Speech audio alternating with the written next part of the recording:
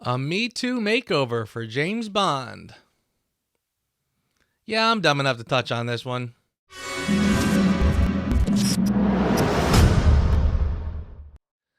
Alright, so please try to bear with me on this one, because my thoughts are sort of all over the map, and I'm trying to put them together in some cohesive order to make any sense. This is kind of a weird time to be a Bond fan, isn't it? Not a bad time, but just sort of a weird time. I haven't done a commentary in a long time because we haven't really had much news. I mean, nothing really earth-shattering. But, we've had years of delays. We've had more months of delays. We've had titles that were sort of bogus that were floated around. We've had footage that was leaked. And now we're just sort of in limbo, waiting for an announcement, a press conference to announce the actual title of Bond 25, which is less than a year away. And now this.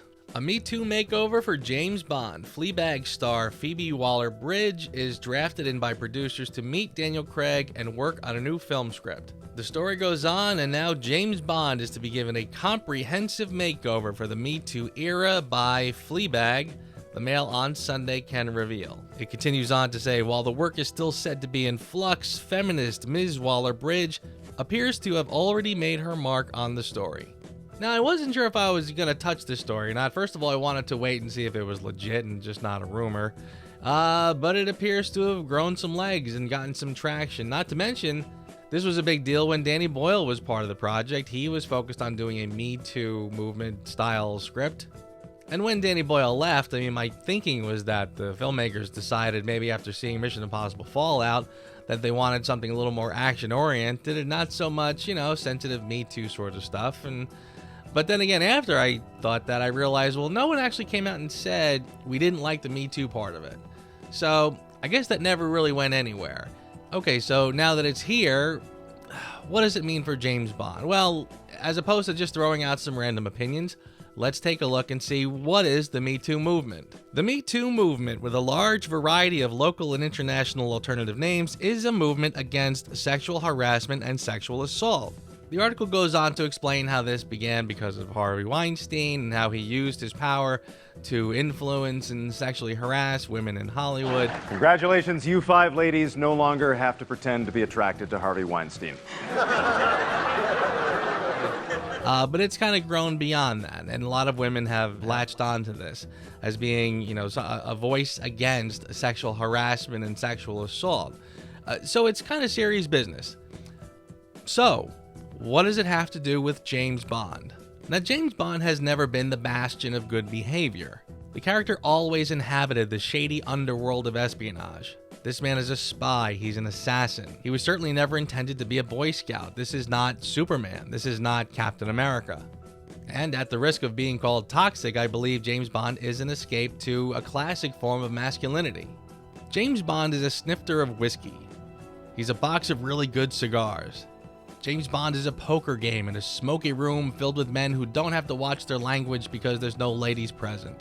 He's your favorite bartender who knows how to make your drink exactly the way you like it. And yes, James Bond enjoys women. Oh, I enjoy women. So to attack these aspects of James Bond is like attacking masculinity itself. And why would you do that? James Bond is escapism. It's escapism for men who don't get to escape in their daily lives. The equivalent would be like attacking your girlfriend for reading a romance novel and saying that this is not an accurate representation of men, or giving her a hard time for watching The Notebook and saying this is an unfair comparison to men. You just let them enjoy it, and that's it. And what is with the attacks on masculinity lately? The Me Too movement was invoked in this ad. Bullying. The Me Too movement against sexual harassment. Masculinity. Just look at this nonsense.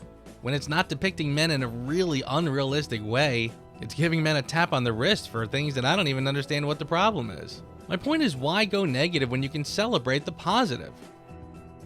So like I said, my thoughts are really all over the map with this one. It doesn't feel right, and I can't quite verbalize or put my finger on what exactly is wrong. I think it finally hit me over the weekend when I was catching up on my favorite TV show, and you might be surprised to know what that is. If you haven't been watching The Orville, I highly recommend it, especially if you're an old school Star Trek fan. There's an episode in particular where there's an alien race that is all male. Sir, I wish to request a leave of absence For what reason? I have laid an egg. What do you mean, like it told a bad joke or something? Like, And they can reproduce without the presence of a female. Of course, the dirty little secret here is that they do sometimes have female babies, but they surgically alter the females to become males because they feel that females are inferior. A few episodes later, the Orville comes across a star system that is being occupied with the female members of this race who have escaped and formed their own colony.